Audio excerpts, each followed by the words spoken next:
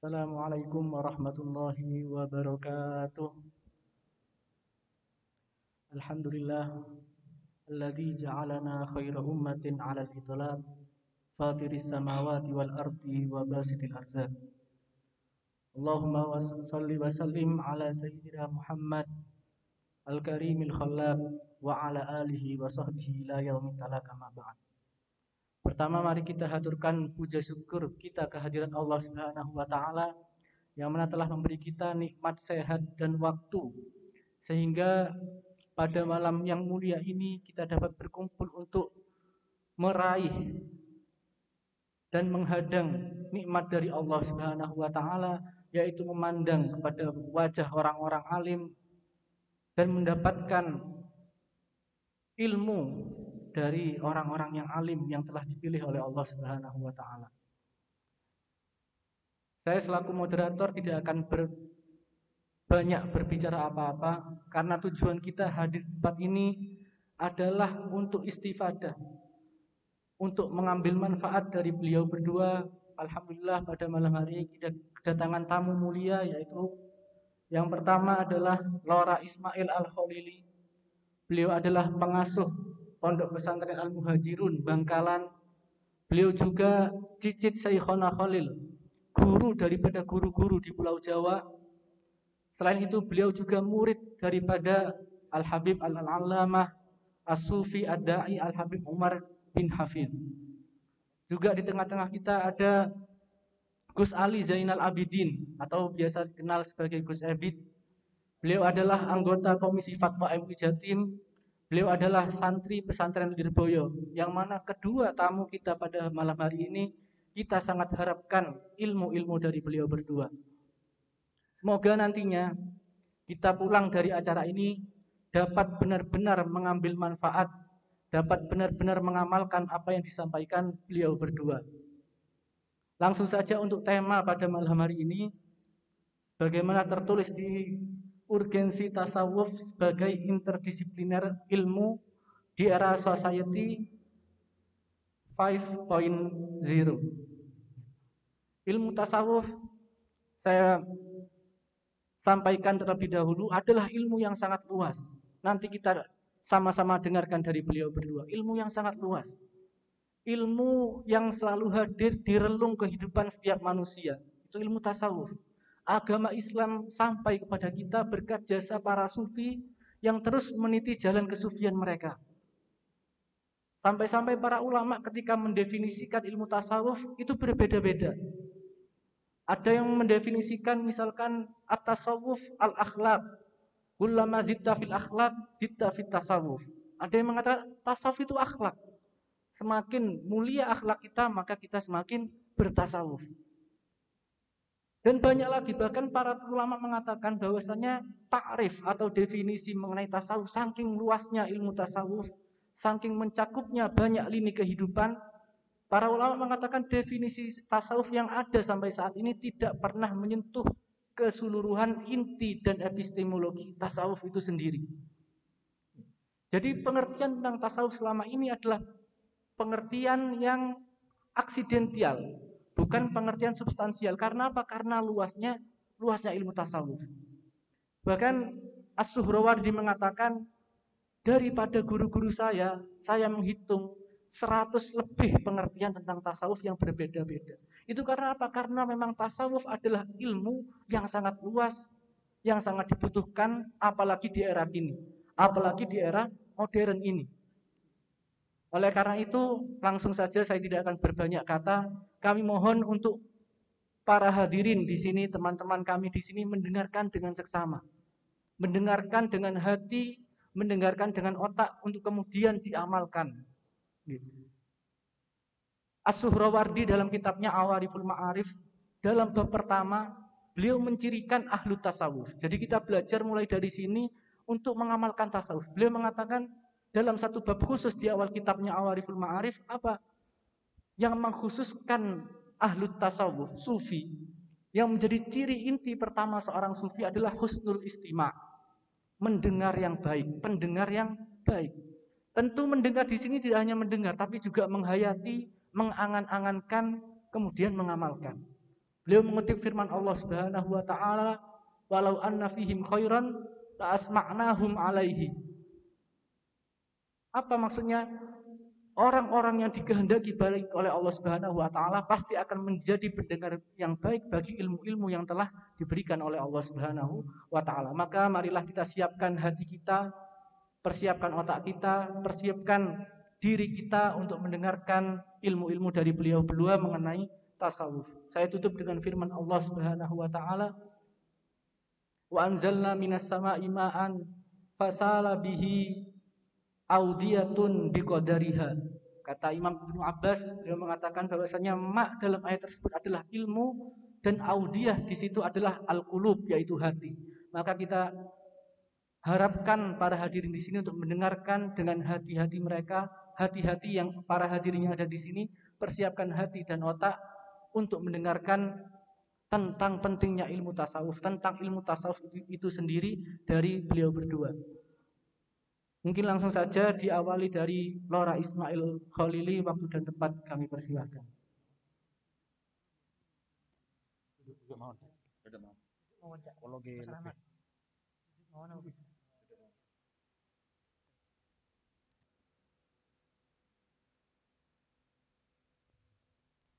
Assalamualaikum warahmatullahi wabarakatuh. Bismillahirrahmanirrahim. Wala hawla wala quwwata illa billahil aliyyil azim. Subhanaka la ilma lana illa ma 'allamtana innaka antal alimul hakim. Alhamdulillah. Alhamdulillahi wa kafa wa salatu wassalamu ala sayyidinal mustafa sayyidina wa maulana wa habibina wa syafi'ina wa qurrati a'yunina Muhammad wa ala alihi wa ashabihi ahli sidqi wal wafa amma ba'du.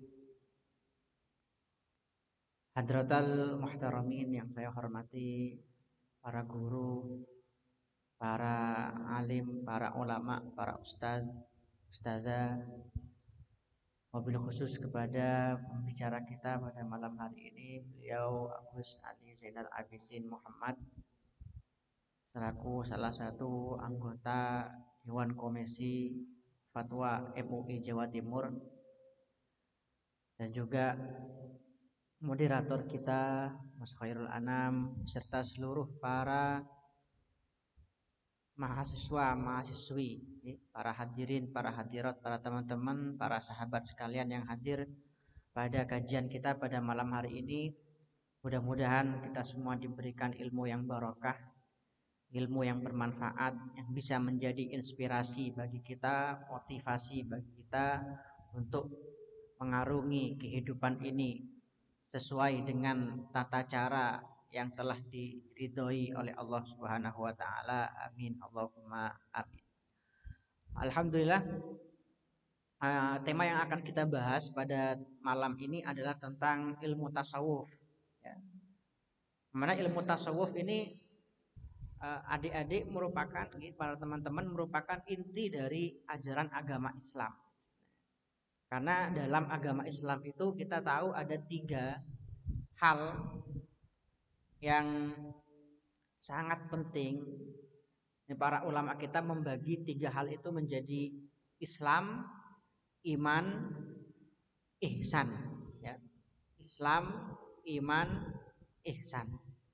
Nah, yang nomor 3 ini yang mungkin belum pernah sering dibahas, belum pernah sering disebut-sebut. Ihsan itu diterangkan oleh baginda Nabi Muhammad SAW dalam satu hadis adalah anta'budallah ka'annaka tarah, fa illam takun tarah fa innahu yara.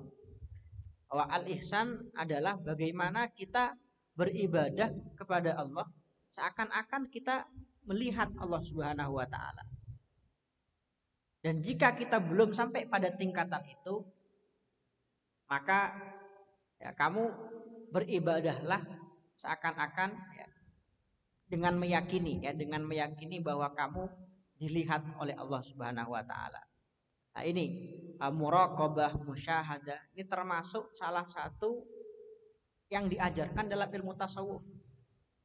Jadi tasawuf itu pada intinya, para teman-teman, sebagian ulama kita itu mengatakan ilmu yang mana di dalamnya kita mementingkan bersihnya hati kita. Tasawuf itu dari kata sofa, ya, sofa. Jadi sufi itu siapa dikatakan sufi? Manih tamma bisofa iqalbi. Sufi itu adalah seorang yang selalu berusaha menjaga kebersihan hatinya. Seorang yang sangat mementingkan kesucian hatinya. Oke. Seperti panjenengan-panjenengan yang mungkin di zaman sekarang banyak yang berlomba-lomba ya, untuk mengglowingkan wajahnya dengan skincare dan lain sebagainya. Nah, orang-orang sufi itu adalah yang tujuan utama mereka, yang paling mereka pentingkan bagaimana hati mereka itu glowing gitu loh. Bukan cuma wajahnya aja. Tapi bagaimana hati itu bisa selalu glowing, bersinar, bersih, suci. Maka inti yang diajarkan dalam tasawuf itu adalah tawadhu, ikhlas, khusyuk, tawakal. Itu adalah urusan-urusan hati yang menjadi ajaran utama dalam ilmu tasawuf. Oleh karena itu banyak di masyarakat kita itu budaya kita itu sebenarnya para guru kita sejak dulu menanamkan di masyarakat kita ajaran-ajaran ilmu tasawuf. Dan bahkan itu sudah seperti menjadi bagian dari budaya kita, bagian dari bahasa kita. Saya pernah diundang teman-teman, ini ada kaitannya dengan teori juga dalam ilmu tasawuf. Jadi ilmu tasawuf itu dalam ilmu tasawuf kita diajarkan tadi oleh Rasulullah Shallallahu Alaihi Wasallam bagaimana kita itu beribadah, ya, bagaimana kita itu beribadah seakan-akan melihat Allah Subhanahu Wa Taala. Ini dalam ilmu tasawuf ada yang namanya wihdatus syuhud. Itu Syekh Muhammad Said Ramadan Al-Huti mengajarkan bagaimana kita itu dalam semua hal yang kita dapatkan dalam hidup kita, yang terjadi dalam kehidupan kita, kita itu mengembalikannya, menisbatkannya kepada Allah Subhanahu wa taala. Minallah, semua itu minallah, dari Allah Subhanahu wa taala. Muaranya dari Allah, asal muasalnya dari Allah. Nah, itu orang yang selalu menggantungkan semua yang terjadi, semua yang dia alami, dia nisbatkan, dia gantungkan semuanya kepada Allah Subhanahu wa taala. Ini hatinya akan selalu kuat, ya. Hatinya akan selalu kuat, jiwanya akan selalu tentram, mentalnya akan selalu bagus. Saya pernah diundang itu teman-teman di suatu tempat di Malaysia, ya. Yang undang tapi orang Madura juga, sama juga. Di sini Madura, di sana Madura, di mana-mana Madura. Oke. Bulan Maulid kemarin. Kemudian itu sudah laporan. Tuan rumah atau sahibul hajatnya itu sudah laporan, ini siap Kiai, jangan khawatir. Kita ini sudah menyiapkan lapangan kapasitas 1000 orang. Undangan sudah disebarkan 400 lebih. Berkat juga sudah disiapkan 400 lebih. Ibu-ibu dapur juga sudah sibuk. Hamin 7 itu sudah sibuk. Ibu-ibu dapur, Polda, ya. Polisi dapur kata orang Madura.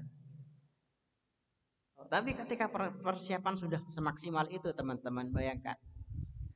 Ketika hari H, mulai maghrib, acaranya itu kan malam. Mulai maghrib sampai tengah malam itu hujan turun, tidak berhenti-berhenti. Nah, panjenengan coba kalau jadi tuan rumah kira-kira seneng apa nangis kira-kira? Yang diundang 400, yang datang 40 biji. Itu turah-turah itu berkatnya.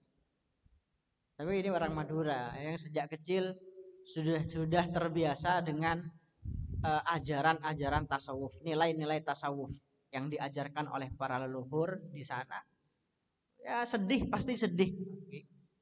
Tapi dia itu menghibur diri dengan satu kalimat teman-teman. Apa kata dia dalam bahasa Madura? Eki ampolok penapa, tak penapa, tidak apa-apa. Kak Dinto peparing, ya. Kak Dintoh peparing. Maksudnya apa? Ini adalah peparing. Ini adalah pemberian dari Allah Subhanahu wa taala. Jadi orang Madura itu membahasakan takdir ada dua. Yang pertama pasteh, ya. Pasteh. Ya. Kul la yusibana illa ma kataballahu lana. Udah itu sudah pasti, udah gak mau berubah, gak akan berubah. Ini udah dari Allah Subhanahu wa taala, pasti dari Allah Subhanahu wa taala. Yang nomor dua, peparing. Nah, apa itu peparing? Pemberian dari Allah Subhanahu wa taala. Udah.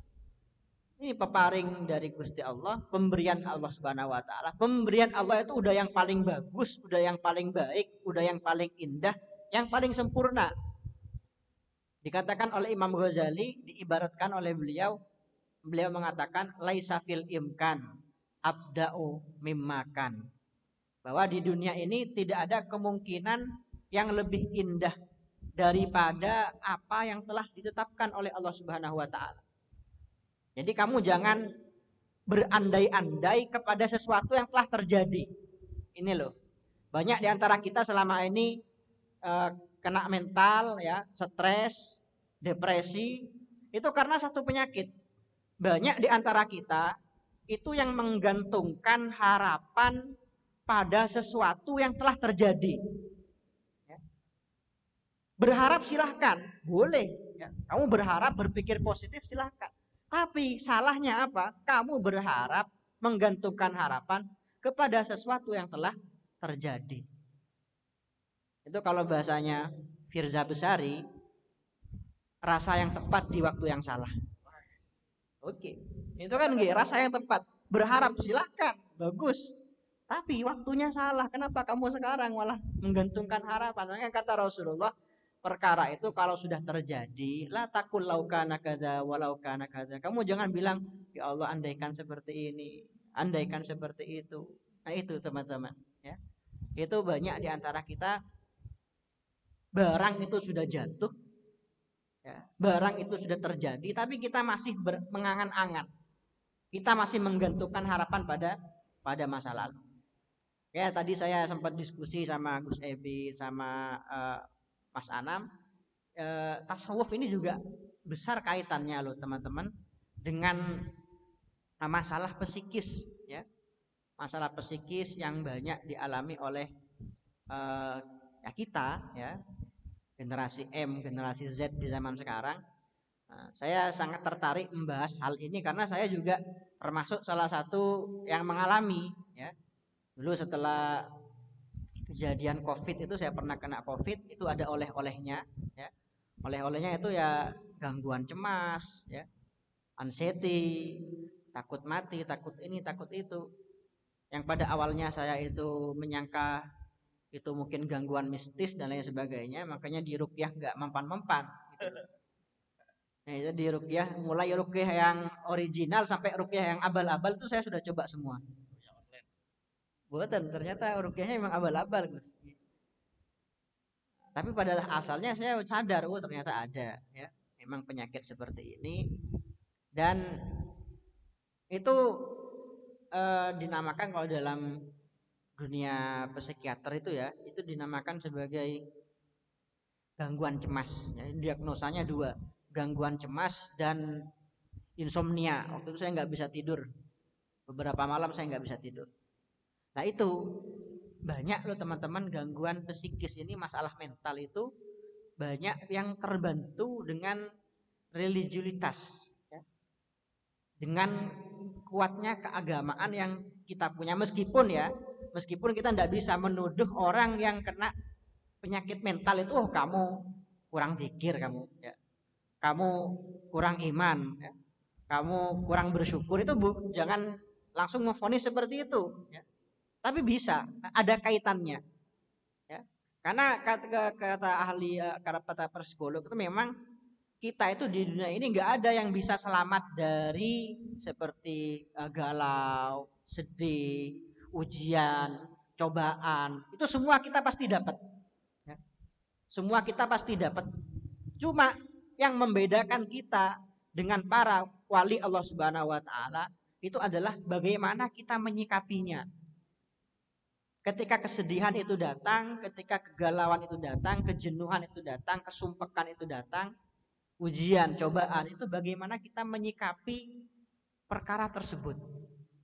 Dalam Al-Quran itu teman-teman kalau tahu sifatnya para aulia yang disebutkan oleh Allah Subhanahu wa taala itu adalah ala inna aulia Allah la khaufun alaihim walahum yahzanun. Ada dua. La khaufun alaihim, mereka tidak punya takut. Walahum yahzanun, tidak mempunyai sedih. Ditafsiri oleh para ahli tafsir, tidak punya takut, tidak khawatir, tidak cemas pada sesuatu yang telah datang, yang akan datang. Dan tidak sedih kepikiran ya terkait sesuatu yang telah terjadi.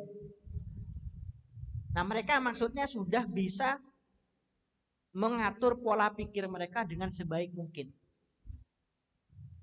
Karena apa? Karena ilmu-ilmu yang mereka punya, dan itu adalah ilmu-ilmu yang dipelajari dalam dunia tasawuf. Okay. Allahumma sholli ala sayyidina Muhammad. Nah itu makanya ketentraman hati. Tasawuf itu para teman-teman adalah ilmu yang jika kita pelajari, kita akan mendapatkan ketentraman hati. Itu secara detail dalam tasawuf itu diajarkan. Kamu jangan riya, kamu jangan ujub, kamu jangan kibir, jangan sombong ya. Yang dalam dunia tasawuf itu jangankan sombong sama manusia, sombong sama hewan itu enggak boleh. Itu saya pernah baca dalam salah satu kitab kisah seorang ulama besar bernama Abdurrahman bin Fagih ya, Abdurrahman ibn Fagih. Itu seorang ulama yang mana suatu ketika beliau itu berjalan ya, setelah waktu itu musim hujan, itu beliau berjalan di suatu tempat yang becek mungkin gitu. Ada tempat yang becek, ada jalan yang becek, ada jalan yang bersih. Nah, ketika beliau sedang berjalan, tiba-tiba dari arah yang berlawanan ada seekor anjing. Nah, dia secara otomatis kan manusiawi juga minggir ke tempat yang bersih ya, tempat yang enggak becek ini, untuk membiarkan anjing ini jalan di tempat yang becek. Karena datang dari arah yang berlawanan. Nah, tapi ketika anjing ini sudah hampir mendekat, beliau tiba-tiba mengganti posisi. Beliau berpindah ke tempat yang becek, anjing ini dibiarkan lewat di tempat yang bersih ini. Yang enggak becek, yang enggak ada genangan lumpurnya. Nah, akhirnya ada orang yang lihat, heran. Tanya, "Wahai Syekh, tadi kok saya lihat panjenengan melakukan sesuatu yang aneh. Mengapa kok awalnya jenengan memberikan jalan yang becek ini agar dilewati anjing, kok tiba-tiba jenengan kok pindah? Kok malah sekarang membiarkan anjing ini lewat di tempat yang bersih, jenengan berdiri di atas kubangan lumpur?" Nah, kata beliau, saya ini ketika awalnya memang mau membiarkan anjing itu lewat di jalan yang becek ini. Tapi saya ini tiba-tiba berpikir, loh, lebih mulia mana saya apa anjing ini? Anjing ini gak pernah berbuat dosa. Sedangkan saya tiap hari berbuat maksiat, tiap hari berbuat dosa. Dan juga anjing ini nanti kalau di hari kiamat ya, dia gak masuk neraka. Dia jadi abu, jadi debu. Saya belum tahu nasib saya nanti di akhirat seperti apa. Nah, sekarang ini saya kepikiran, kata Syekh ini. Saya kepikiran, saya takut ya Allah akan menyiksa saya karena saya telah merasa lebih mulia daripada makhluk yang sebenarnya lebih mulia daripada saya. Itu. Jadi tasawuf itu saking mementingkannya dalam urusan hati sampai diatur betul dalam tasawuf. Jangan merasa lebih baik daripada orang lain. Jangan merasa lebih mulia daripada orang lain. Ya, kamu jangan seperti ini, kamu jangan seperti itu. Itu adalah inti yang diajarkan dalam ilmu tasawuf. Ya, jadi ilmu tasawuf itu bagaimana kita bisa mengatur hati kita ini, ya, mengatur hati kita, membersihkan hati kita. Oleh karena itu tasawuf ini teman-teman dalam bahasa lain dinamakan ilmu tazkiyah. Ya. Ilmu tazkiyah adalah ilmu bagaimana kita menyucikan hati, menyucikan jiwa kita. Itu adalah inti dari ajaran ilmu tasawuf. Nah tadi ya, kayaknya dalam ilmu tasawuf ini kita diajarkan untuk mengatur hati, ya, bagaimana seharusnya hati kita bersikap, ya, bagaimana caranya hati kita itu bersikap ketika menghadapi ujian-ujian dalam kehidupan, ya, cobaan-cobaan dalam kehidupan. Nah itu kita nggak akan, ya, nggak akan jatuh sejatuh-jatuhnya kalau kita punya pegangan ilmu tasawuf. Kalau kita punya pegangan ilmu tasawuf, kita meyakini seperti tadi bahwa semua yang terjadi adalah dari Allah Subhanahu wa taala, ya. Bahwa ini memang adalah karakter dari dunia. Ya. Karakter dari dunia memang seperti itu. Kita nggak usah heran, kita nggak usah kagetan. Ya, dalam satu hikmah yang disampaikan oleh Ibnu Athaillah As-Sakandari itu dalam hikamnya, la tastagrib uku al-akdar madumta fi hadzidar. Jadi kamu itu jangan merasa heran, jangan merasa kagetan jika kamu menemukan ketidaknyamanan selama kamu masih ada di dunia. Karena memang dunia karakternya seperti itu. Penuh dengan cobaan, penuh dengan ujian, penuh dengan ketidaknyamanan. Itu disyarai oleh Syekh Buti, ya Dr. Muhammad Said Ramadan Al-Buti dalam syarah hikamnya. Beliau mencontohkan seperti ini. Kalau ada dua orang, kata beliau, ya, dua orang ini mau bepergian ke satu tempat. Nah, ketika mau berpergian ke satu tempat, punya rencana di tengah jalan mau nginap di suatu hotel. Orang yang pertama ini nggak berekspektasi lebih, nggak punya harapan lebih. Ya. Dia itu paling saya nanti akan nginep, ini hotelnya ya biasa-biasa aja. Hotelnya sederhana, tidak masalah bagi saya karena memang itu bukan tujuan utama saya. Saya cuma mau bermalam satu malam di sana untuk kemudian melanjutkan perjalanan saya. Itu yang pertama. Sedangkan yang kedua, ini dari awal sudah punya angan-angan, ya sudah punya harapan. Nanti ini hotelnya, hotel bintang 5, ya, kasurnya empuk, wifi-nya kuat, ya. Kemudian ada fasilitas ini, ada fasilitas itu, sudah membayangkan seperti itu. Nah ini ketika pada akhirnya keduanya sama-sama nyampe di hotel, nah itu pasti yang pertama itu pasti akan tidur dengan enak, dengan nyaman, dengan santai. Tapi yang kedua bisa jadi gak akan nyenyak. Mengapa? Karena gak sesuai. Ternyata ketika nyampe di hotel, ternyata hotelnya tidak sesuai yang dia inginkan. Ternyata hotelnya sederhana, ya. Ternyata hotelnya biasa saja, wifi-nya bermasalah. Oh itu mungkin tidurnya gak akan nyenyak. Mengapa? Karena dari awal dia sudah berharap lebih terhadap hotel itu, terhadap penginapan itu. Nah seperti itu pula kita di dunia ini.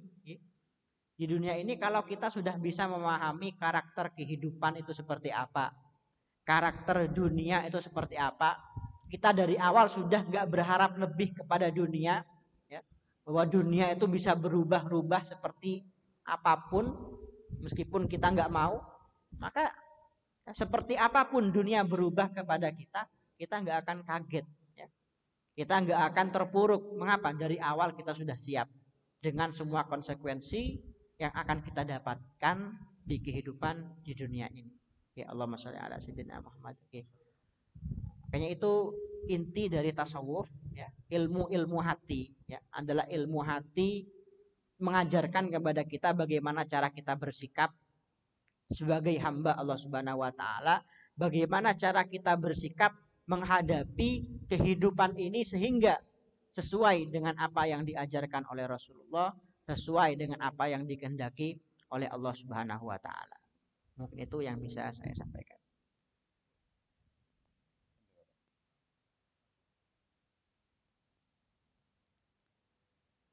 Assalamualaikum warahmatullahi wabarakatuh. Alhamdulillahirabbil alamin. Wassalatu wassalamu ala asyrafil anbiya'i wal mursalin. Sayyidina wa habibina wa maulana Muhammadin sallallahu alaihi wasallam. Shalli alaihi wa ala alihi wa sahbihi ajma'in. Qala rabbi syrah li sadri wa yassir li amri wahlul 'uqdatam min lisani yafqahu qawli. Allahumma anta rabbi la ilaha illa anta khalaqtani wa ana 'abduka wa ana 'ala 'ahdika wa wa'dika mastata'tu. A'udzu bika min syarri ma shana'tu abu'u laka bi ni'matika 'alayya wa abu'u bi dzambi faghfirli fa innahu la yaghfiru dzunuba illa anta. Hadratal mukarramin wal muhtaramin, para hadirin hadirat yang kami hormati, wa nakhusu bi dzikri kepada beliau pemateri kita yang alhamdulillah barusan sudah menyampaikan materi yang cukup luar biasa ya. Beliau Lora Ismail Khalili. Jadi bisa jadi lah ini 100% follower jenengan semua nih kira. Nggih napa mboten? Sini.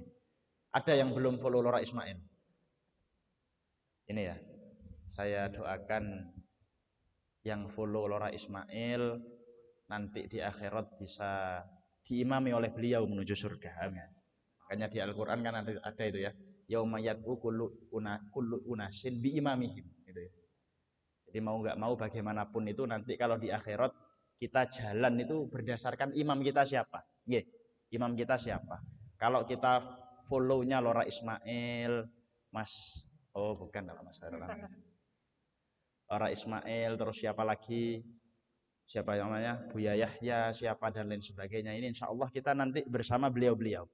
Tapi kalau follow-nya kita kok Rahel V-nya saya kan loh ya, terus siapa lah ini, makanya semoga keseriusan sampeyan yang hadir di sini menunjukkan bahwa kalian bukan hanya follower di dunia maya tapi juga follower di dunia nyata. Amin Allahumma amin. Tak lupa kepada moderator kita Mas Anam ya, sama segenap pengurus UKM Mustika dan Mantikan. Ini kula sedikit mengenalkan kira. Jadi ini yang mengadakan 3 instrumen ya. 3. Yang pertama DKM apa? Dewan Masjid. DKM Remas Masjid Al Hikmah niki. Yang kedua UKM Mustika niki ketuanya yang masih jomblo nih kira, yang baju putih. Terus yang ketiga ini yang ngadakan Mantikan ini lah. Ini yang kami bentuk bareng sama Mas Anam, bareng sama ini teman-teman Mas Irul, Mas Vicky. Orientasi kita itu bagaimana sekiranya teman-teman mahasiswa betul-betul bernaung dalam payung Ahlussunnah wal Jamaah gitu ya. Ini angan-angan kita. Karena menurut kami kita coba ingin menciptakan suatu majelis yang ada, mohon maaf, komunikasi 2 arah. Umumnya kan setahu kita majelis-majelis ketika yang umum untuk masyarakat ini 1 arah. Nah ini kita kepengennya nanti ada diskusi dan lain sebagainya. Ini merupakan pertemuan yang ke berapa? Sudah? Keempat sudah ini. Oke, kami tidak akan menyampaikan banyak-banyak. Mungkin nanti jenengan bisa langsung tanya-tanya langsung pada Lora Ismail. Tema pada malam hari ini, urgensi tasawuf sebagai interdisipliner ilmu di era society 5.0 gitu ya. Bener ngomongnya saya nih gini. Takut ada yang salah nih gini. Ini sebenarnya kalau saya yang menangkap poin materi dalam malam hari ini ada pada 2 hal. Pertama adalah tasawuf, yang kedua adalah perkembangan zaman. Gitu ya.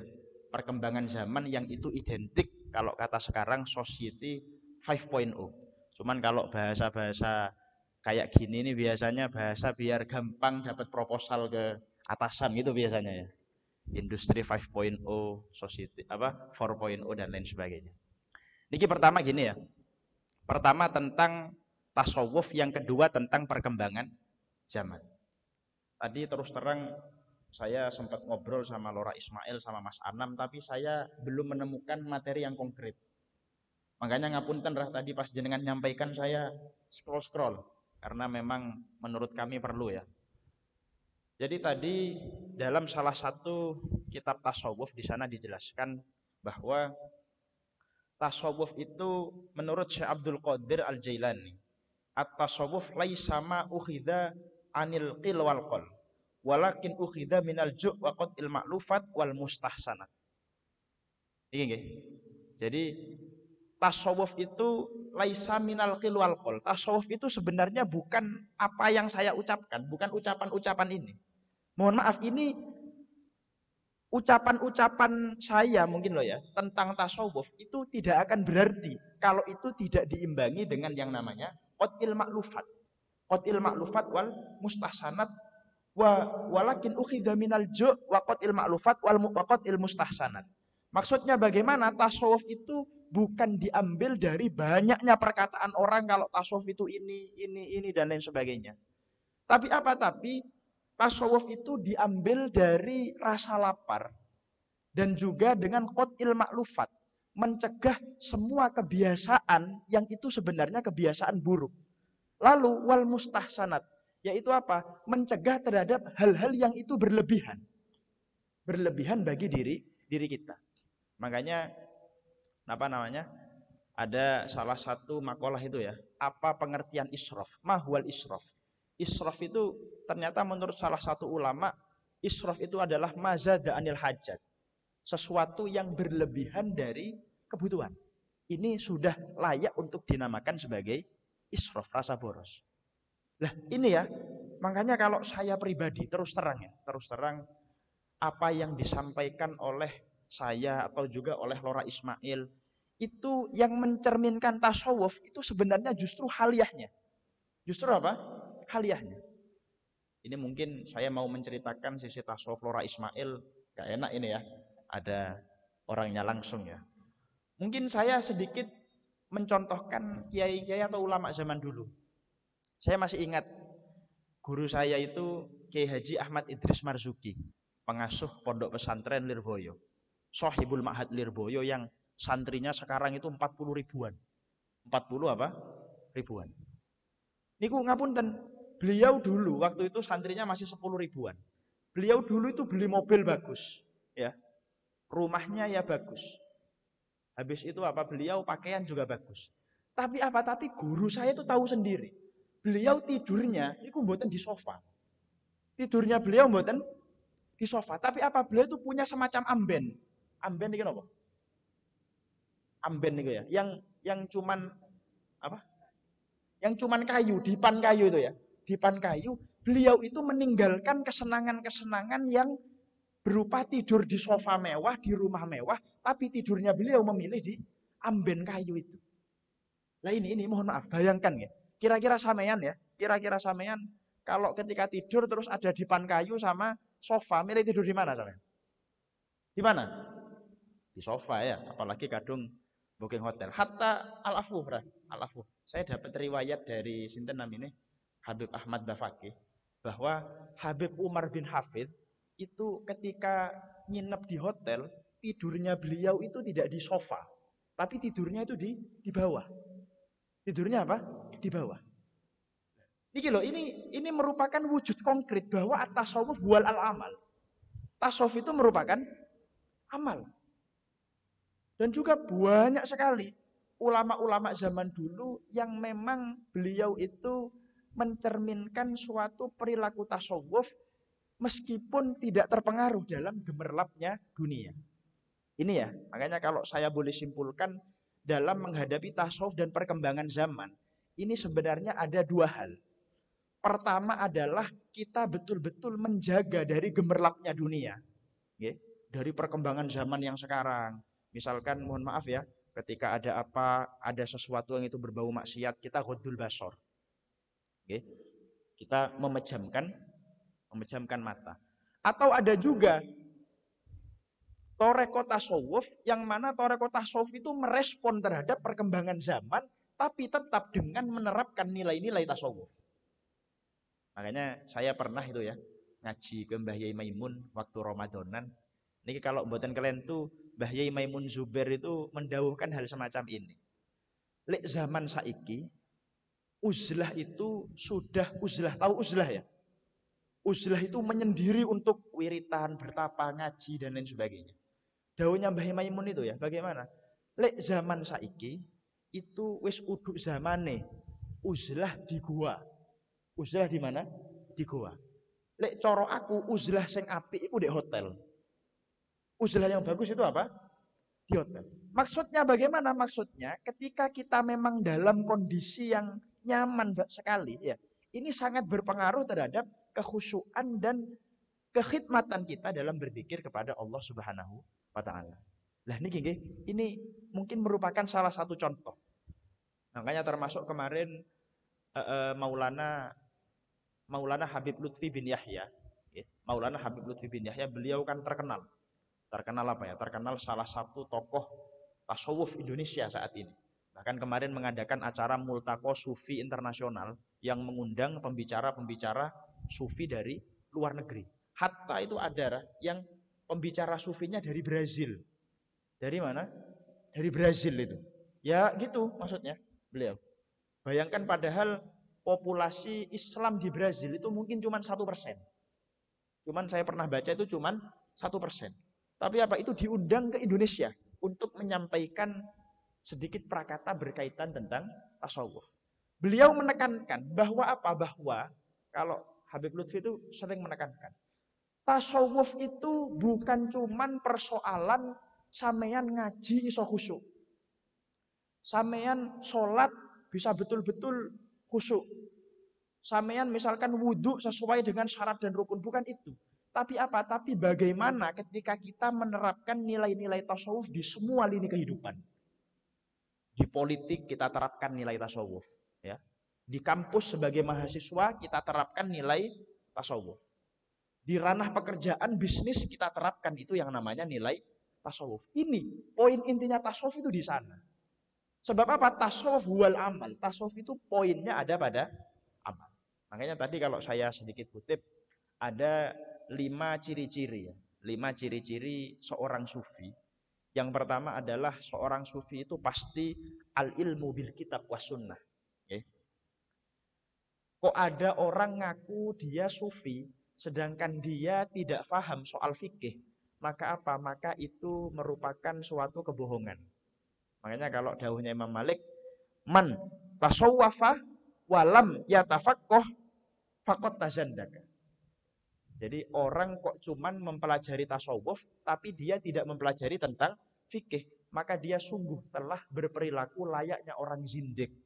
Tahu ya, orang zindik mungkin kalau konteks sekarang seperti orang kejawen dan lain sebagainya. Itu kan orang kejawen kan nggih. Kalau soal urusan batin mereka dalam, tapi untuk syariat tidak ada. Ini ya.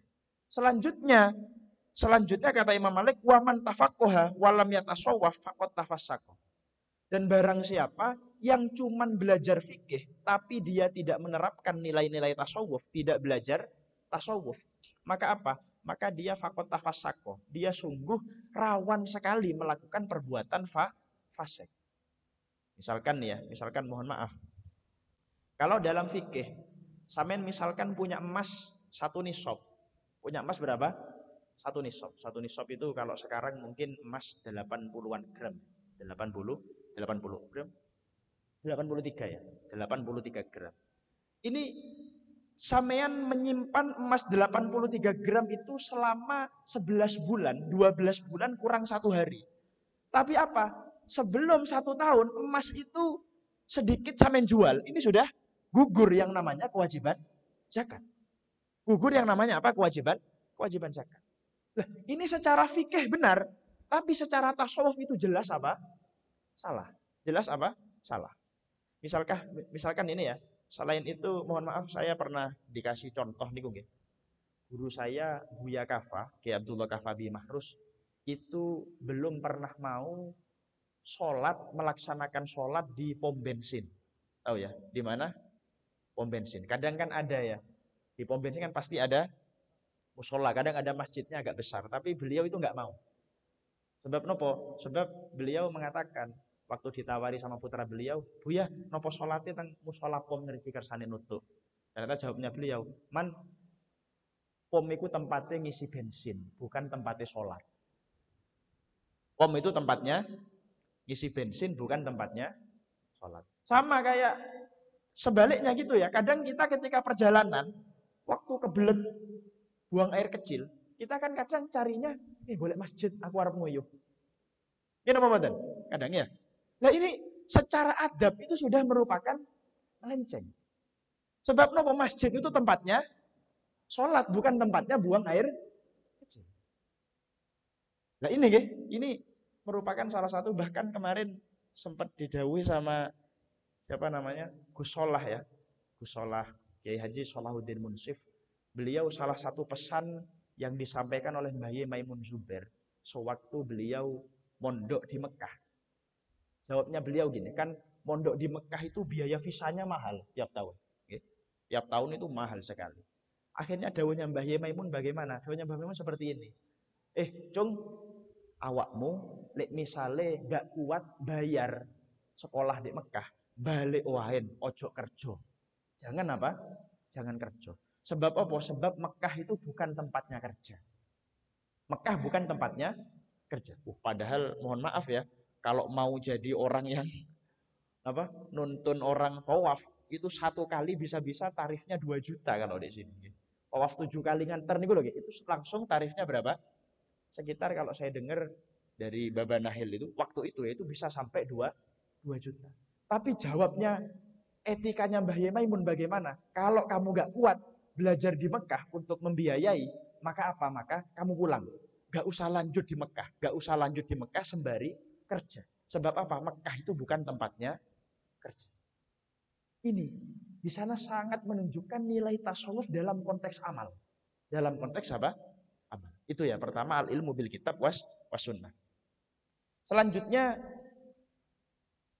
ihtimamuhum bil qulub wasifatiha. Ya. Ihtimamuhum bil qulub wasifatiha. Maksudnya memang fokus kajiannya yang dipentingkan menurut seorang sufi itu adalah qulub. Urusannya apa? Urusan hati.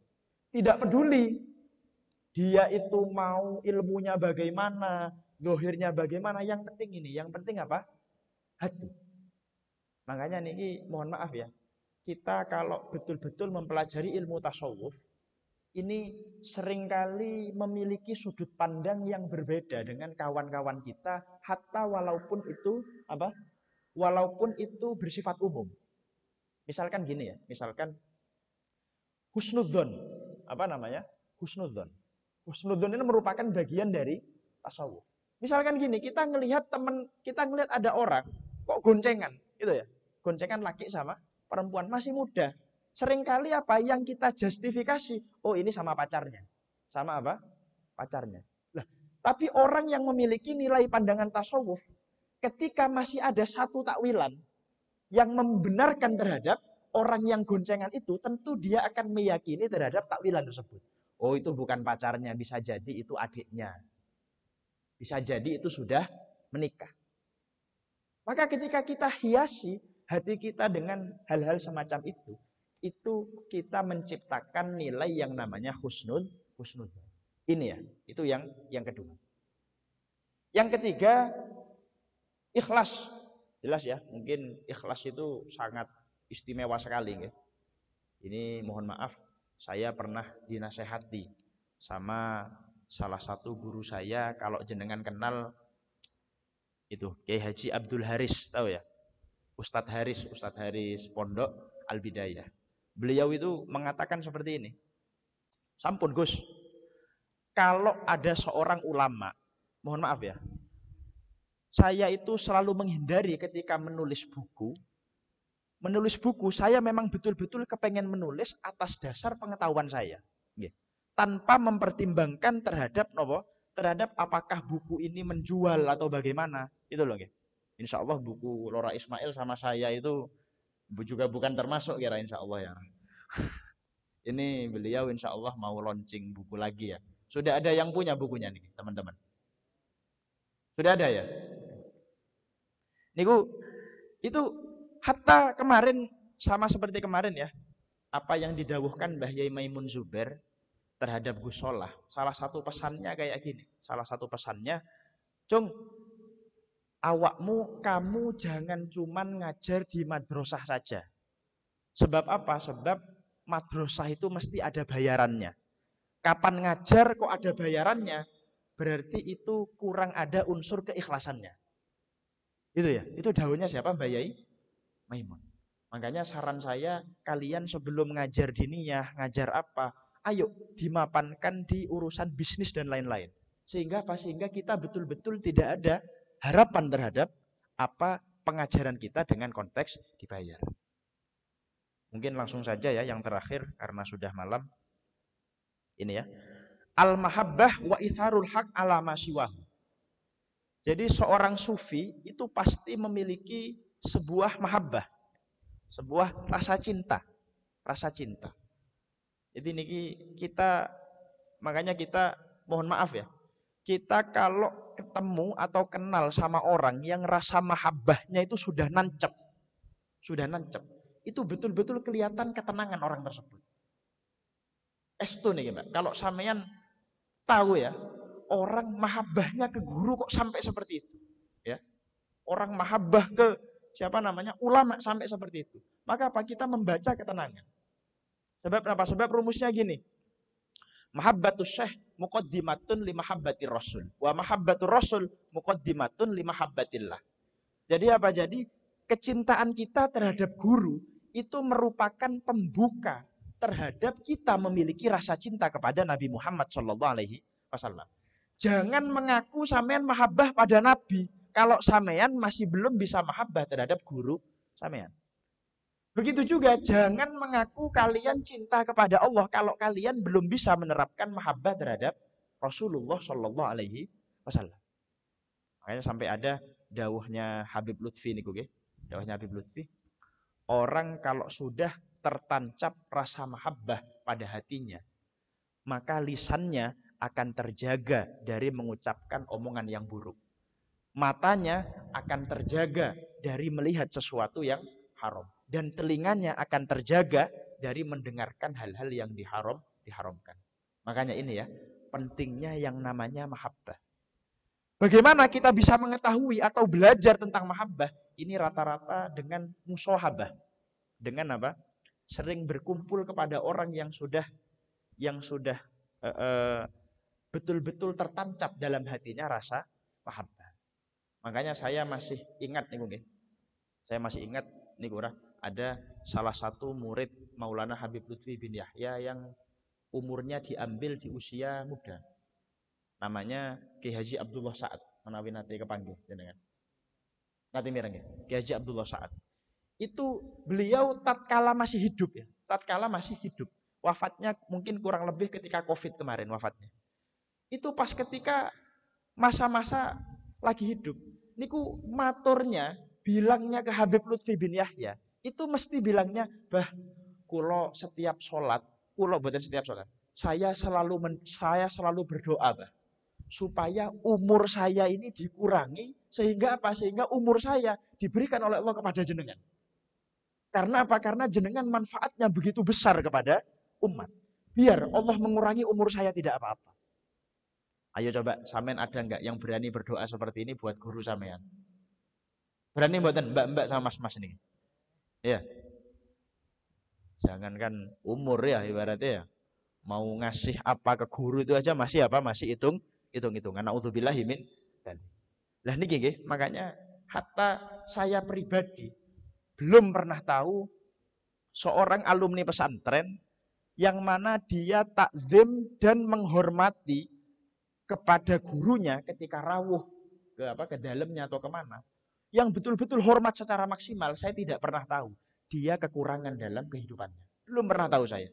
Alumni Ploso, Lirboyo, Sidogiri, ketika betul-betul loyal dan takzim tanpa ada apa namanya tanda kutip, apapun dilakukan demi siapa namanya, demi gurunya, tidak pernah tahu. Saya melihat orang yang karakter seperti ini diberi kekurangan dalam kebutuhan hidup.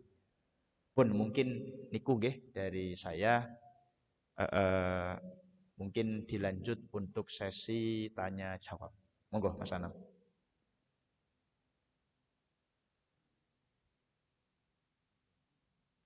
Silakan yang mau bertanya, baik dari teman-teman yang putri ataupun yang putra, yang cewek atau cowok, silakan. Kita manfaatkan waktu keberadaan beliau untuk bertanya hal yang menurut kita penting untuk kita tanyakan. Monggo, silakan. Langsung berdiri aja.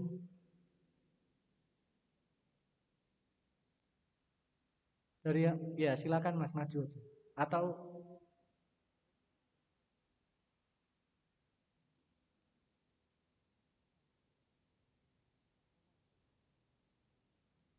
silakan.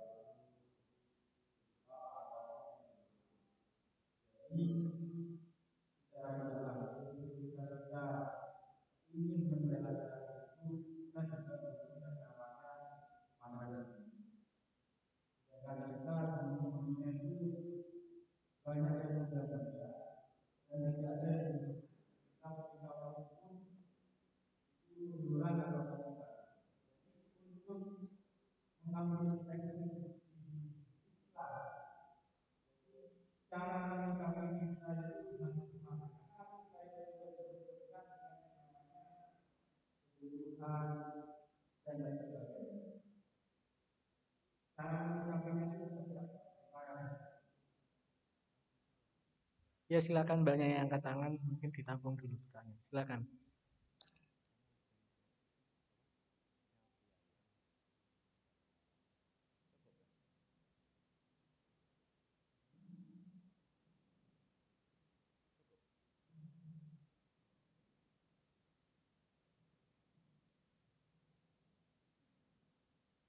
Banyak agak maju.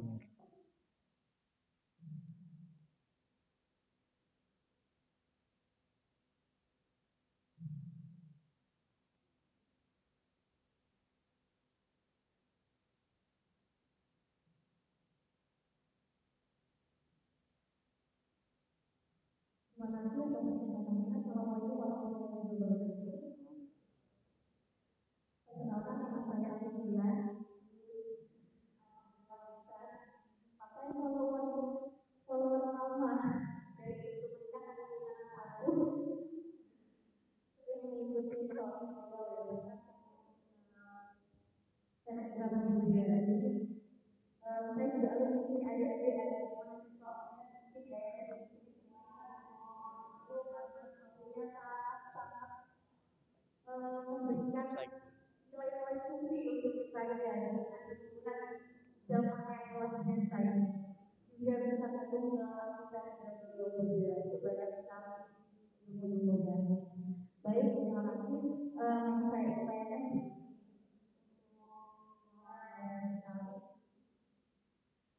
riyadhah sufisme.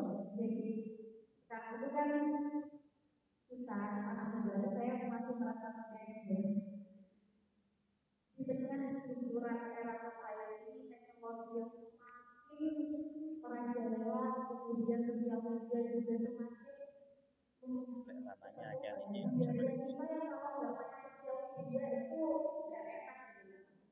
Ini harus ada resolusi jadi untuk menjaga nilai suci atau tasawuf dari dalam diri kita. Kemudian saya tanyakan, jadi apa yang tepat yang harus kita lakukan agar bisa kita menjaga diri ini selalu berbuat baik kepada Allah, kepada takdirnya, dan tetap bisa beribadah dengan baik gitu. Walaupun sekarang itu sangat ya, maksudnya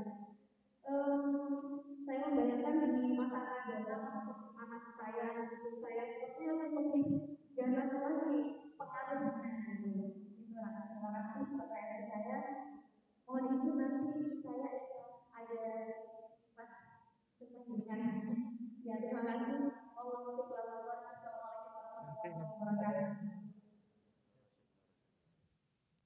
Ya, dua pertanyaan akan dijawab oleh pertanyaan ketiga bentar lagi ya. Pertanyaan pertama dan kedua akan dijawab dulu. Waktu dan tempat dipersilakan.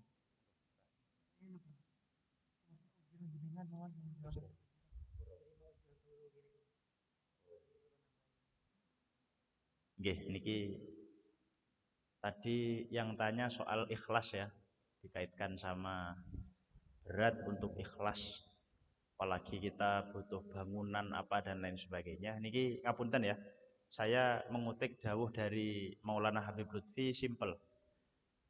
Syarat ikhlas iku kudu wareg dhisik. Jawab beliau. Syarat ikhlas kudu wareg dhisik. Maksudnya dawuh beliau seperti itu bagaimana? Untuk konteks zaman sekarang mungkin ya.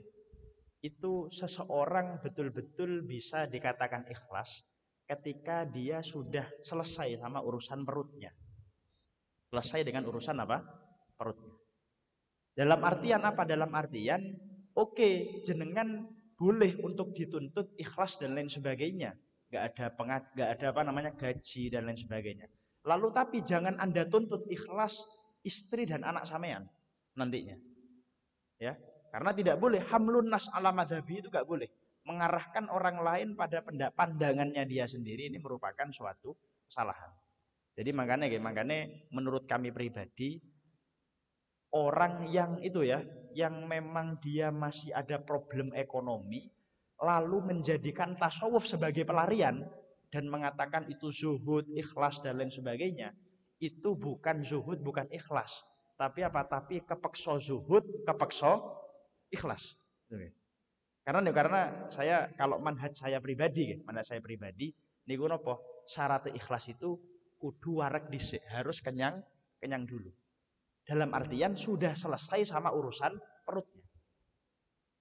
Itu mungkin yang pertama. Terus kalau ujroh tadi spesifiknya nang bayaran untuk digaji. Ya. Apa? Oh, enggak digaji. Oh iya iya. Jadi misal gini guys, ya mohon maaf ya, ini kalau pengalaman saya pribadi, ini juga pengalaman saya pribadi karena kami pribadi juga kepala di salah satu diniyah ya. Dan itu memang betul. Memang mohon maaf, gaji guru itu apalagi guru diniyah sangat tidak layak menurut kami ya. Apa sangat tidak layak. Bahkan apa ya, kayak setara gaji Gojek satu hari mungkin ya. Gaji Gojek apa? Satu hari. Ini apa? Gaji sebulan itu kayak sehari Gojek. Lah, memang karena nopo? Karena ya mohon maaf. Karena kita dalam mengajar itu apalagi mengajar soal keagamaan, hal yang paling dipentingkan adalah unsur keikhlasan. Unsur keikhlasan. Tapi kita tidak bisa menuntut orang lain supaya dia ikhlas. Kita ya secara umum wajib untuk memberikan mereka gaji ketika memang mereka tujuannya masih belum untuk perjuangan. Lalu bagaimana? Apakah kita harus terafiliasi misalkan di Kemenak atau apa yang bagian Madin dan lain sebagainya? Ini ya monggo, tergantung kebijakan jenengan. Tergantung kebijakan. Walaupun mohon maaf, seringkali ketika kita berurusan sama birokrasi, itu secara gak langsung kita juga harus tunduk terhadap aturan-aturan yang ada. Ini yang menurut saya agak kerepotan. Mungkin niku mawon saking kula. Monggo. Siap. Ini matur nuwun ning Alivia, Masya Allah. Ketemu kawan lama nih di dunia per-Instagraman. Alhamdulillah. Tentang bagaimana cara kita untuk menghadapi tantangan-tantangan khususnya di sosial media sekarang ini, kita tentu sadar ya, kita khususnya anak muda ya, punya nafsu, punya syahwat, kita itu sering terjatuh ya, kita itu berjalannya terpincang-pincang, nggak seperti para aulia, nggak seperti para solihin. Maka ada satu kalam yang dinukil itu oleh Al-Habib Abdullah bin Alawi Al-Haddad dalam kitabnya Adab Sulukil Murid, itu dikatakan siru ilallah urujan wa makasir. Berjalanlah kamu menuju Allah Subhanahu wa taala meskipun dalam keadaan tertatih-tatih, meskipun dalam keadaan terpincang-pincang. Jadi kalau kita mau dijaga oleh Allah Subhanahu wa taala niku kaidai seperti sabda Kanjeng Nabi, ihfazillahu ihfazillaha yahfazka. Jagalah Allah Subhanahu wa taala, maka Allah akan menjagamu. Maksudnya menjaga Allah itu seperti apa? Kita jaga perintah-perintah Allah Subhanahu wa taala, kita jauhi larangan Allah Subhanahu wa taala. Itu yang diibaratkan oleh sebagian ulama dalam satu kalam, aslih ma bainaka wa bainallah.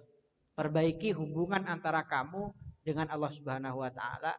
Yuslihillahu laka kulla syai'. Maka Allah Subhanahu wa taala akan memperbaiki segala urusanmu ya. Jadi kita itu enggak usah bingung bagaimana kita akan menghadapinya, bagaimana kita akan dijaga, bagaimana caranya kita bisa dilindungi. Itu semuanya kita pasrahkan ya, yang penting kita sudah berjalan sesuai dengan aturan yang telah ditetapkan oleh Allah Subhanahu wa taala. Jadi kita itu para teman-teman kalau sadar ya banyak dosa, maksiat belum bisa berhenti, minimal di situ kita masih tetap punya sambungan gitu loh dengan Allah. Kita masih tetap punya, kalau bahasa orang Madura itu simpenan gitu loh. Simpenan bukan selingkuhan, bukan ya. Simpanan itu simpanan amal. Nah, hobiah kalau bahasa tasawufnya. Simpanan amal yang dengan amal itu kita harapkan hubungan kita bisa selalu baik dengan Allah Subhanahu wa taala. Nah, kemarin beliau Habib Umar ketika di Malaysia ditanya tentang LGBT itu ya, hukum LGBT, tentang oleh seorang LGBT yang bertanya, curhat kepada beliau. Itu beliau membawakan satu kisah ya. Satu kisah seorang yang dirampok ketika dia mau pergi haji, itu kemudian dicegat, dirampok oleh satu gerombolan perampok. Nah, ini bisa dibayangkan betapa besarnya dosanya, ngerampok yang dirampok orang mau berangkat haji. Nah, setelah itu dalam momen itu ketika dia dirampok, ketika perampoknya ini tasyakuran ya, selamatan perampoknya habis ngerampok, makan mereka semuanya. Ada satu yang tidak makan. Dan yang tidak makan itu ternyata ketua perampoknya. Ketika ditanya, ya, loh, kok nggak makan sama yang lain kenapa? Apa jawabannya? Saya lagi puasa. Ini kan unik ya. Ngerampok, yang dirampok orang haji, tapi dia sambil puasa. Loh, kamu ngerampok kok puasa? Oh iya, saya sadar meskipun saya perampok, meskipun saya ahli maksiat, tapi saya masih tetap berharap ada amal yang menjadi simpanan saya. Ya. Yang dengan amal ini saya berharap suatu ketika Allah Subhanahu wa taala menyelamatkan saya dari kemaksiatan saya ini. Nah, beberapa tahun kemudian orang ini pergi haji ya. Nah, di depan Ka'bah lihat ada orang doa khusyuk ya, sambil nangis. Setelah didekati dilihat ternyata ya kayak pernah lihat gitu. Ternyata betul.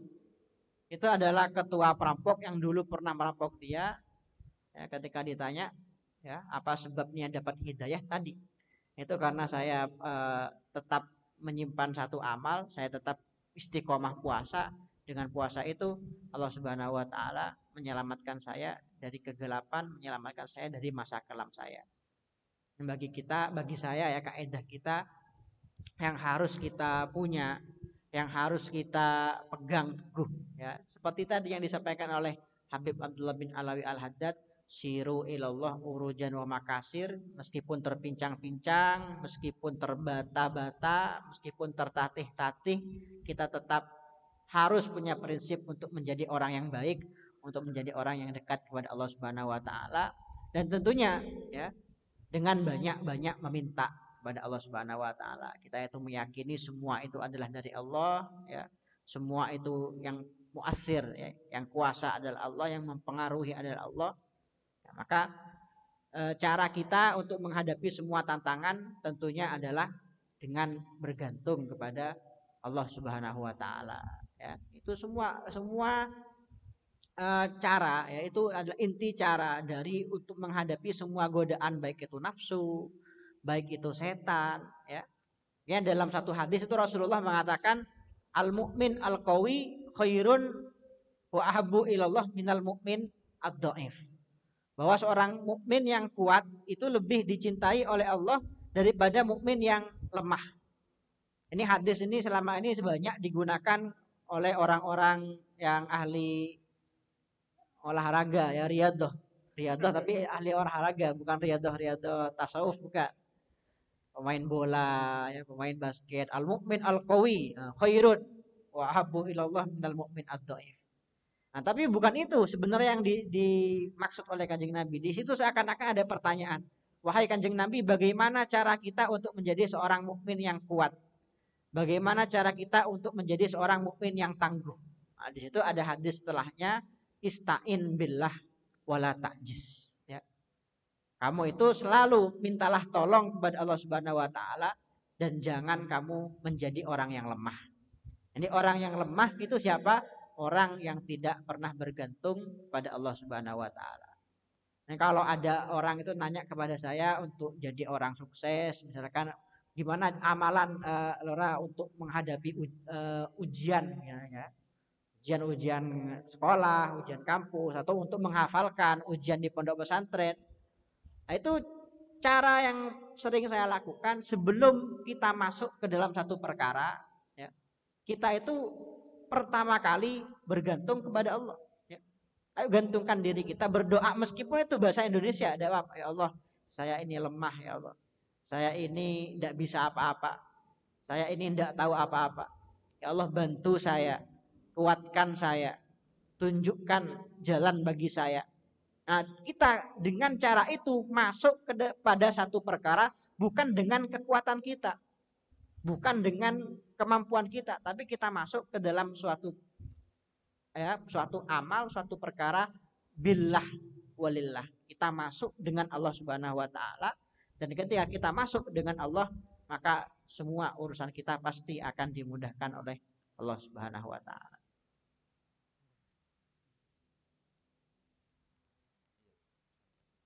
Satu pertanyaan lagi, yang masnya aja ya, paling dekat, mohon maaf yang lain.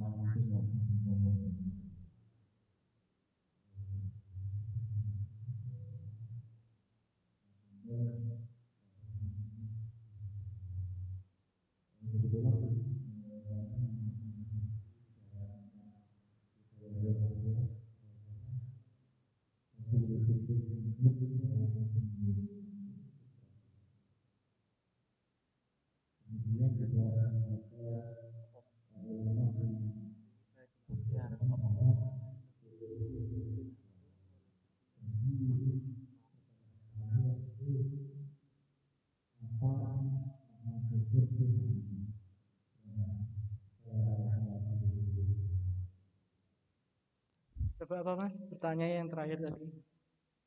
Terakhir tadi, kalimat terakhir.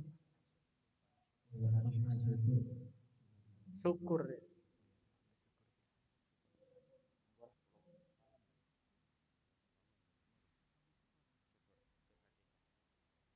Nah, syukur niku teman-teman banyak para ulama yang mengartikan syukur itu apa. Saya tahu saya syukur itu para ulama kita bagi menjadi 3 ya. Dan semuanya itu harus terpenuhi kalau kita mau menjadi seorang yang syakir ya, atau mungkin syakur, wa qalilum min ibadiyas syakur. Asyakur itu orang yang bersyukur kepada Allah dalam setiap keadaan. Jadi bersyukur itu kata para ulama yang setahu saya ada 3. Pertama syukrul lisan, ini jelas sekali kita ketahui bersama. Syukurnya lisan. Apa itu? Memuji Allah, as-sana Allah dengan ucapan alhamdulillah. Yang kedua itu belum cukup syukur lisan, belum cukup, tapi syukrul janan. Apa syukrul janan itu? Syukurnya hati. Seperti apa syukurnya hati? Bagaimana kita itu menerima setiap apa yang kita dapatkan di dunia ini, apapun itu ya, dari Allah Subhanahu wa taala dengan bahagia, dengan lapang dada, ya, tidak gampang mengeluh. Ya, kalau bahasa Jawanya ora sambat, ya. Ora sambat ora nersulo, nah, kalau bahasa kitabnya ora sambat ora nersulo. Itu yang kedua, syukurnya hati. Syukurnya hati itu seperti tadi, kita dengan meyakini bahwa semua yang kita dapatkan di dunia ini itu adalah kemungkinan terindah yang telah diberikan oleh Allah Subhanahu wa taala. Ya, syukur lisan itu harus dibarengi dengan syukurnya hati. Itu wajib. Ya. Itu wajib. Syukur lisan saja sudah sangat keren itu syukur lisan. Saya itu pernah ketika saya di Tarim dulu, waktu itu ibunya Habib Umar baru wafat. Ibunda Habib Umar, Hubaba Zahra, tahun 2015 kalau nggak salah. Itu kan orang-orang di mana-mana takziah. Ya, takziah kepada beliau. Orang itu kan kalau takziah mengucapkan satu kalimat, azamallahu ajrakum wa ahsana azaakum wa ghafara limayyitikum. Nah, saya waktu itu kebetulan ada di dekat beliau. Penasaran, apa kira-kira jawaban orang yang ditakziahi. Nah, kalau versi orang-orang sana, versi Habib Umar itu seperti apa jawabannya? Nah, ternyata ketika orang-orang mengucapkan bela sungkawa, mengucapkan doa takziah untuk beliau, azamallahu ajrakum wa ahsana azaakum, itu yang keluar dari lisan beliau jawabannya cuma satu kalimat. Apa itu? Alhamdulillah. Alhamdulillah. Itu diulang-ulang. Ya, alhamdulillah, alhamdulillah, alhamdulillah. Nah, itu tentunya teman-teman bukan berarti itu menunjukkan kebahagiaan, bukan ya. Oh, alhamdulillah, bukan seperti itu. Tapi itu beliau akan mengajarkan ya. Itu memang jawaban orang-orang sana. Kalau ada orang ditakziahi, itu jawabannya semuanya alhamdulillah, alhamdulillah. Bahwa seberat apapun ujian yang kita dapat, seberat apapun kehidupan yang kita rasakan, tapi kita jangan lupa bahwa nikmat yang masih Allah sisakan untuk kita itu jauh lebih banyak daripada nikmat yang Allah ambil daripada kita. Itu ada pelajaran, ada hikmah di balik momen itu. Kemudian yang ketiga, ada yang pertama tadi syukur lisan, yang kedua syukurul janan, syukurnya hati, yang ketiga itu syukurul arkan, syukurnya anggota badan. Itu yang dalam satu nazam dikatakan wasyukru sorful abdi ma'aulahu maulahu min na'mahu fi ridahu. Menggunakan nikmat-nikmat yang diberikan oleh Allah di dalam hal yang diridhoi oleh Allah. Itu syukurnya anggota badan kita. Contoh, kita diberi nikmat mata. Mata kita bukan made in Cina ya, bukan made in Amerika, bukan. Ya. Bukan made in Israel. Gak usah diboikot berarti. Nah, itu mata kita, cara bersyukurnya bagaimana mensyukuri nikmat mata? Gunakan untuk hal-hal yang diridhoi Allah. Gunakan untuk baca Al-Quran. Gunakan untuk memandang wajah para orang-orang soleh. Memandang hal-hal yang positif. Itu cara mensyukuri nikmat mata. Tapi kalau kamu diberikan nikmat mata oleh Allah,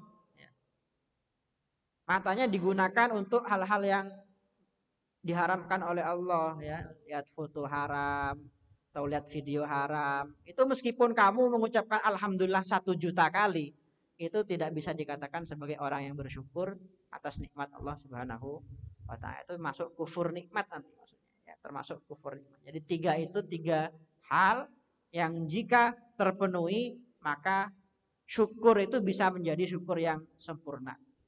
Bisa dikatakan syakir, bisa dikatakan syakur.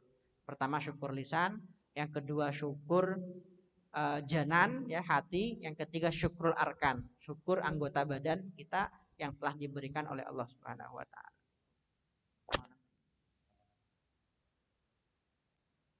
Teman-teman sekalian, pertemuan kita pada malam hari ini dibatasi oleh waktu, maka pertemuan ini segera akan diakhiri dengan segera. Namun sebelum itu, mari kita berdoa kepada Allah Subhanahu wa taala, nanti akan dipimpin oleh Lora Ismail Al-Khalili. Semoga ilmu yang kita dapatkan semua dapat bermanfaat dan dapat kita amalkan. Sebelumnya, mari kita doakan bersama beliau, Lora Ismail Khalili. Beliau akan pulang dan menempuh perjalanan jauh. Semoga diberi keselamatan oleh Allah Subhanahu wa taala. Teman-teman juga yang ada di sini semua semoga diberi keselamatan sampai di tempat tinggalnya masing-masing. Allahumma amin. Kita haturkan kepada beliau Lora Ismail Khalili untuk berdoa.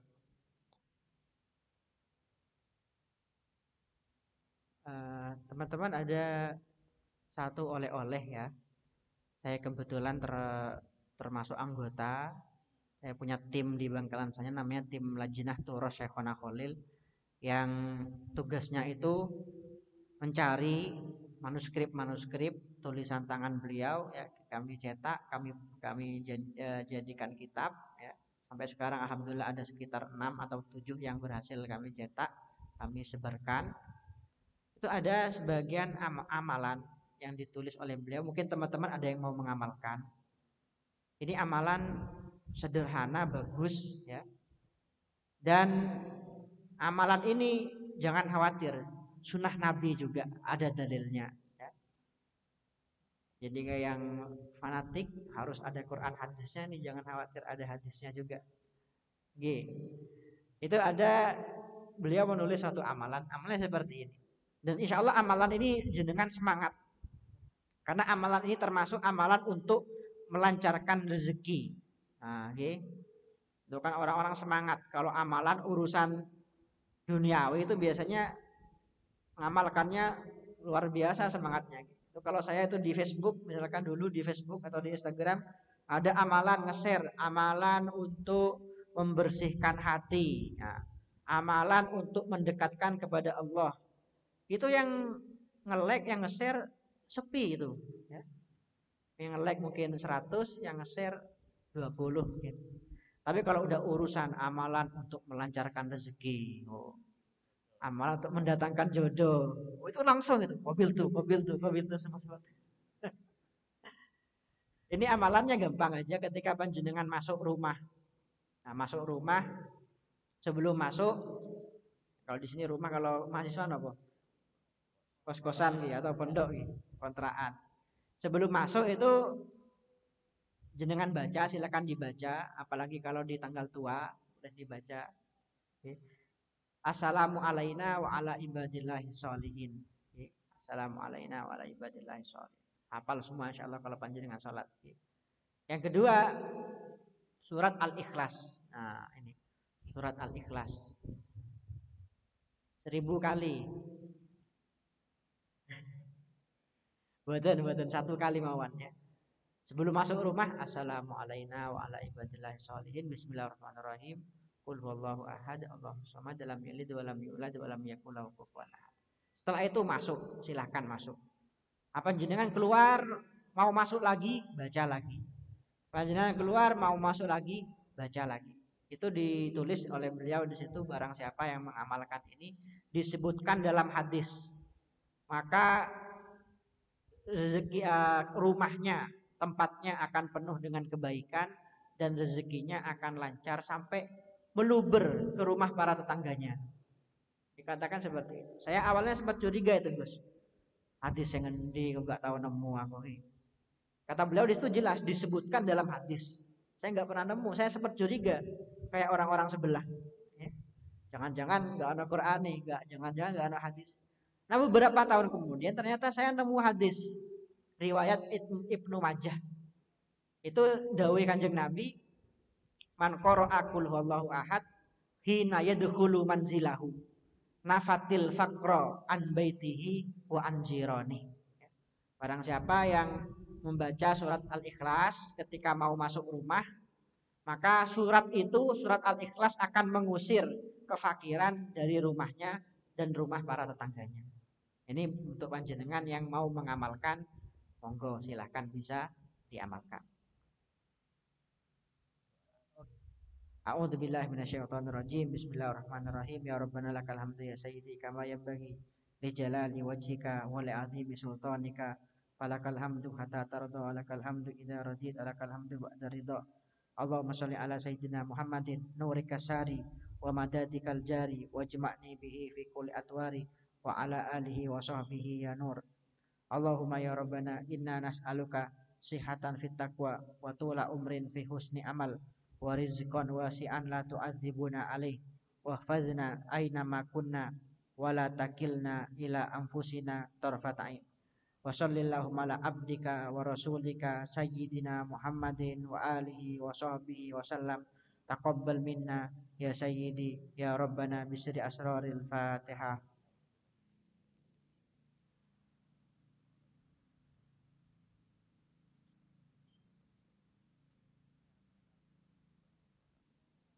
Monggo terakhir kita baca qasidah seperti pertemuan biasanya nggih tentang ya Rabbana tarafna. Monggo bareng-bareng. Ya Rabbana tarafna bi annana qtarafna wa annana asrafna ala ladha asrafna fatub alaina taubah taghsil li kulli haubah wastur lanal aurati wa aminir rawati waghfir li walidina rabbi wa mauludina wal ali wal ikhwani wasairil khilani wa kulli dhi mahabbah au jiratin au suhbah wal muslimina ajma amina rabbi asma fadlan wa judamanna la biktisabi minna bil mustafar rasuli nahdha bi kulli suli shalla wa sallam rabbi alaihi addal habbi wa alihi wa sahbi adada tasih suhbi walhamdulil ilahi fil bad'i wat tanahi Muhammadun basyarun lakal basyar bal huwa kal yaquti bainal hajar Muhammadun basyarun lakal basyar bal huwa kal yaquti bainal hajar Muhammadun basyarun lakal basyar bal huwa kal yaquti bainal hajar. Dari saya kurang lebihnya mohon maaf. Wassalamualaikum. Unggih niki sekedar pengumuman ya untuk yang masih belum tahu. Jadi kita ada pertemuan setiap bulan satu kali ya. Insya Allah tempatnya pindah-pindah. Jadi halakoh mantikan ini ada pertemuan satu bulan satu kali yang mendatangkan tokoh-tokoh tertentu yang memang di bidang tersebut. Sama ada pertemuan mingguan ya. Ada pertemuan mingguan pada hari malam Jumat, tempatnya di Basecamp Mantikan di Tawangalun, dekat Tawangalun. Mungkin itu saja dari kami. Wassalamualaikum warahmatullahi wabarakatuh.